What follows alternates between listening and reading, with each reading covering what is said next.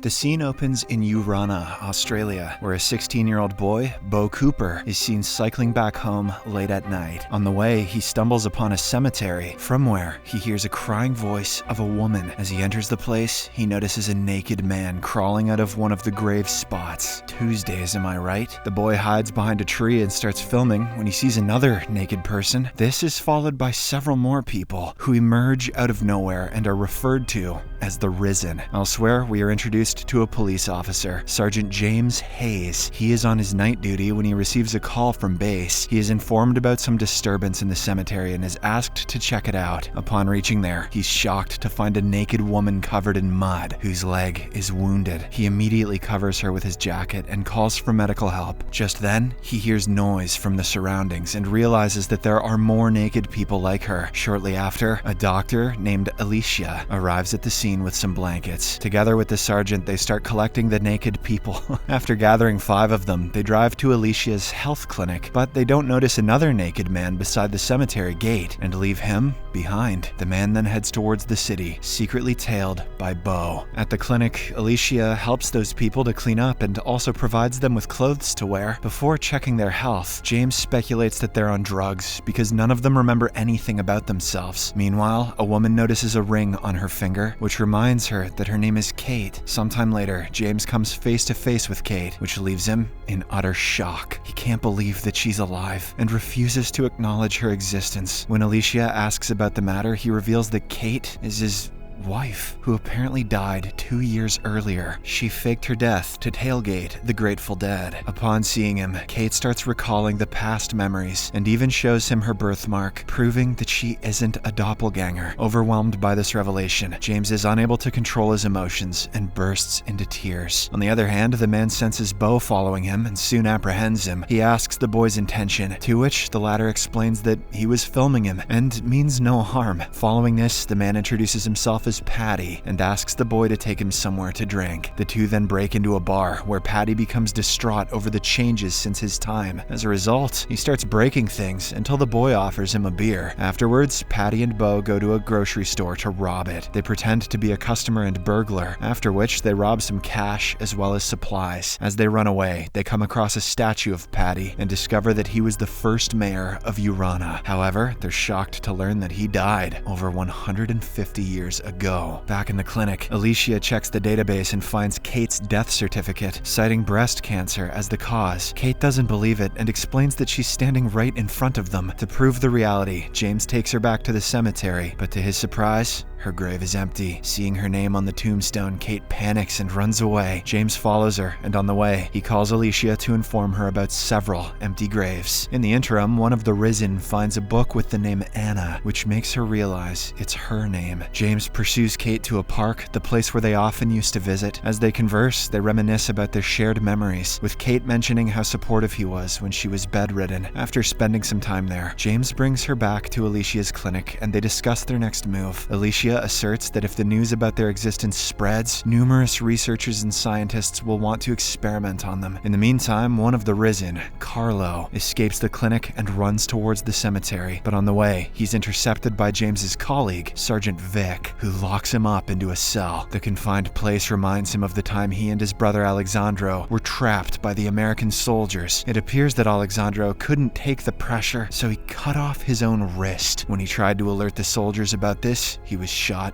and killed. A short while later, James arrives at the police station and tells Vic that he'll be taking the case from here. Vic seems to be suspicious, but he doesn't question him. Once he leaves, James brings Carlo back to the clinic. Anna knows Italian, so she helps to translate his predicament to the others. Turns out that Carlo and his brother came from Sicily for work, but the war broke out, causing them to be trapped in a prisoner camp. Upon hearing the name, Alexandro, Alicia recognizes him as one of her old patients. The sergeant then decides to drive Carlo to his brother's place, located just outside the city. However, while crossing a bridge on the way, Carlo's eyes start bleeding. James instantly stops the vehicle to check on him, but the latter steps out while screaming in agony. Much to the sergeant's surprise, Carlo's body decomposes and turns into ash. Perplexed, James gathers the dust in a bag and drives back to the clinic. Once there, he talks to Alicia in private and confides what he saw. However, he asks her to keep it a secret until they find out what what exactly is going on. The following morning, James goes home to his second wife, Sarah, who is pregnant with his baby. Elsewhere, another man is seen digging his way out of a hole in the cemetery. He heads towards the streets and soon ends up in a high school. Later in the day, James is seen filling up the emptied graves with mud in order to avoid any suspicion regarding the occurrences. During this, he's approached by Alicia, who informs him that Alexandro died exactly at the same time Carlo did. She believes that it's a coincidence, since Alexandro was very old and was suffering from a disease. In the midst of their conversation, James receives a call from his base, informing him about the naked man creating chaos in the school. Subsequently, the sergeant goes there to apprehend him, but the man attacks him and tries to run away. However, James somehow manages to handcuff him and drives him to the clinic. Your flashing days are over, pal. Meanwhile, in the clinic, Kate remembers that she underwent a mastectomy, but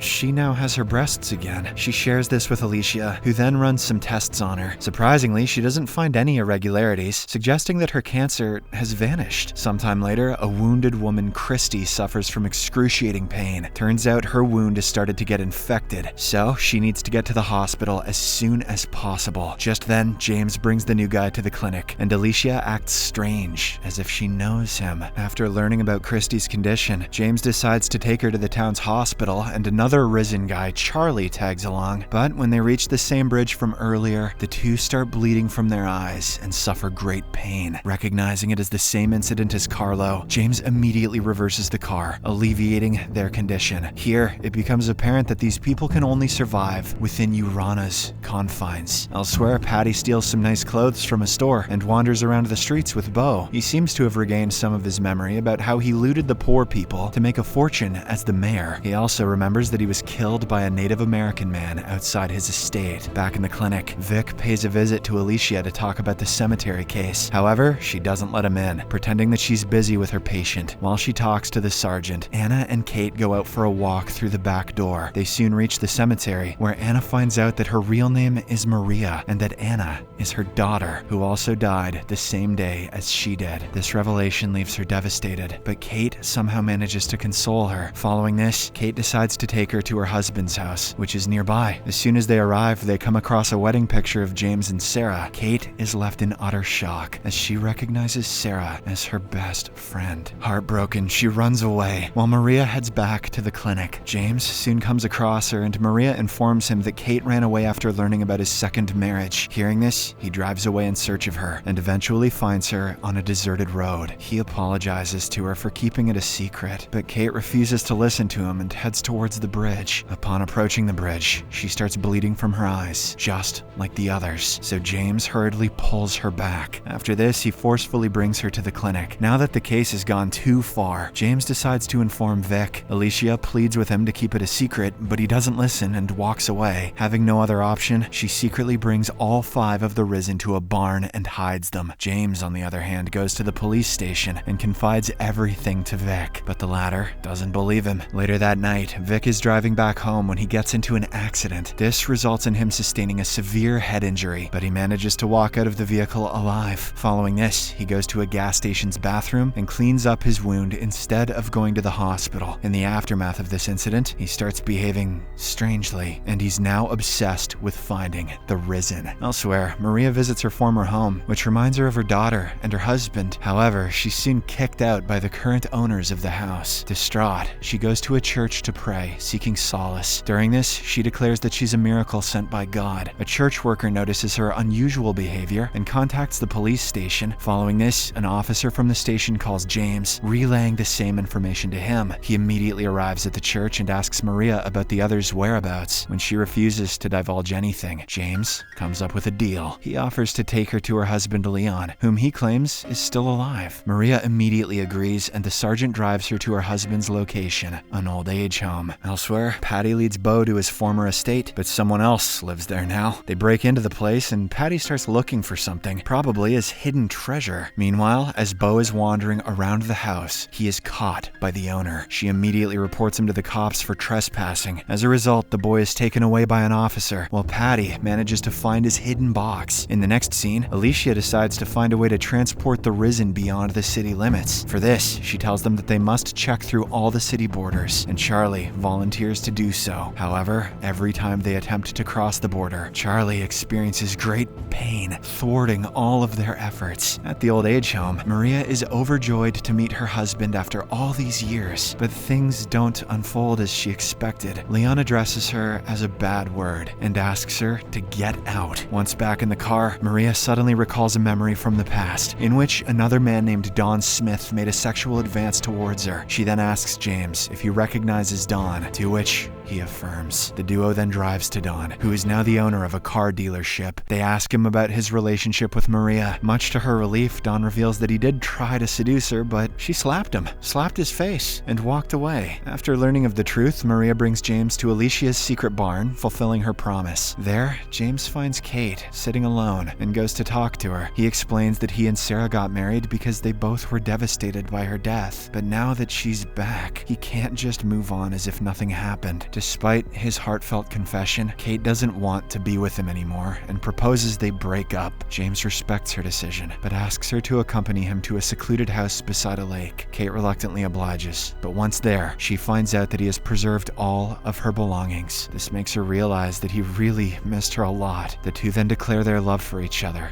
and eventually make love. I hope she brushed her teeth first. The next morning, Maria visits her husband one more time and tries to comfort him by playing piano. All of a sudden, she's flooded by the past memories of the day when she had a big fight with him. Turns out that he accused her of sleeping with Don and pressured her into admitting it. The song she was playing on piano was It Wasn't Me by Shaggy. As a result, she took her car keys and drove away in a fit of rage. But on the way, she realized that her daughter had been hiding in the back seat. This caused her to get distracted, which resulted in a car crash, claiming both of their lives.